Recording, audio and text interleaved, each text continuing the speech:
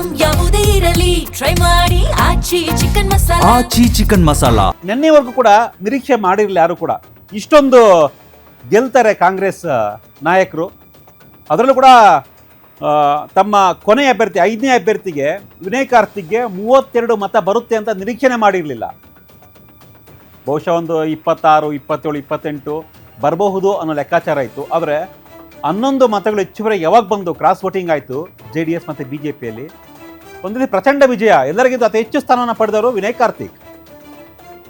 So ಹಾಗಿದ್ರೆ DK Shivakumar ಅವರ ಈ ಸಕ್ಸಸ್ ಫಾರ್ಮುಲಾ, ಸಕ್ಸಸ್ ಗೇಮ್ ಹೇಗೆ ವರ್ಕೌಟ್ ಆಯಿತು ಅನ್ನೋದನ್ನ ನಾವು ನೋಡ್ತಾ ಹೋದರೆ, ಸೊ ಸಹಜವಾಗಿಯೇ ನಾನು ಆಗಲೇ ಹೇಳಿದೆ, ಕರ್ನಾಟಕದಲ್ಲಿ ನಾನೇ ಕಿಂಗ್, ಕರ್ನಾಟಕದ ಚುನಾವಣಾ ತಂತ್ರಗಾರಿಕೆಯಲ್ಲಿ ನಾನೇ ಬಾಸ್ ಅನ್ನೋದನ್ನು DK ಶಿವಕುಮಾರ್ ಮತ್ತೊಮ್ಮೆ ಸಾಬೀತು ಮಾಡಿದ್ದಾರೆ.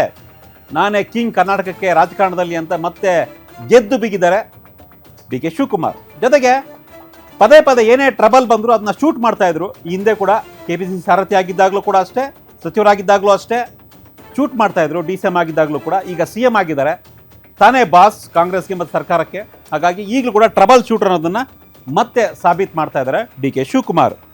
ಆಮೇಲೆ ಮತ್ತೊಂದು ವಿಶೇಷ ಏನಪ್ಪ ಅಂದರೆ, ಮುಂಬರುವ ಚುನಾವಣೆಗಳಿಗೆ ಸೊ ಗೆಲ್ಲುವಂಥ ತಾಕತ್, ಗೆಲ್ಲಿಸ್ಕೊಂಡು ಬರುವಂತಹ ತಾಕತ್ ನನಗಿದೆ ಅನ್ನೋದನ್ನು ಪ್ರೂವ್ ಮಾಡಿದ್ದಾರೆ DK ಶಿವಕುಮಾರ್. ಜೊತೆಗೆ ಚುನಾವಣಾ ತಂತ್ರಗಾರಿಕೆಯಲ್ಲಿ ತನ್ನ ಒಂದು ಸ್ಟೈಲ್ ಏನಿದೆ ಆ ಸ್ಟೈಲ್ ವರ್ಕೌಟ್ ಆಗುತ್ತೆ ಅನ್ನೋದನ್ನು ಮತ್ತೆ ಪ್ರೂವ್ ಮಾಡಿದ್ದಾರೆ.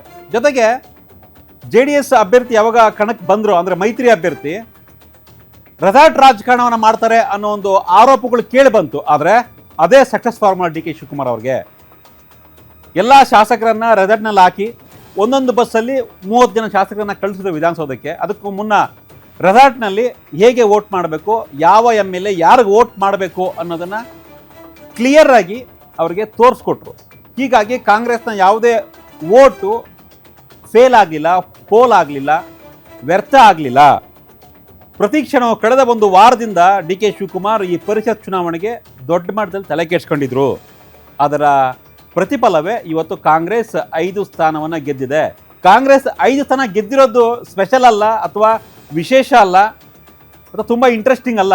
ಆದರೆ BJP ಮತ್ತು JDSನ 11 ಶಾಸಕರ ಮತ ಏನು ಕಾಂಗ್ರೆಸ್ ಬಂತಲ್ಲ ಕ್ರಾಸ್ ವೋಟಿಂಗಿಂದ, ಅದೇ ಸ್ಪೆಷಾಲಿಟಿ.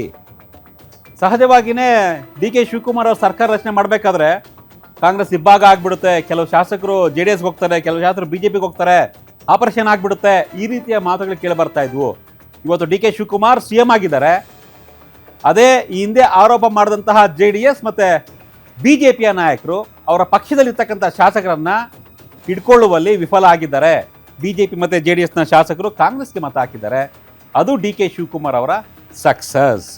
ಇದು DK ಶಿವಕುಮಾರ್ ಸಕ್ಸಸ್ ಆದರೆ ನೇರವಾಗಿ DK ಶಿವಕುಮಾರ್ BJP ಮತ್ತು JDSಗೆ ಒಂದು ಡೈರೆಕ್ಟ್ ಮೆಸೇಜ್ ಕೊಟ್ಟಿದ್ದಾರೆ.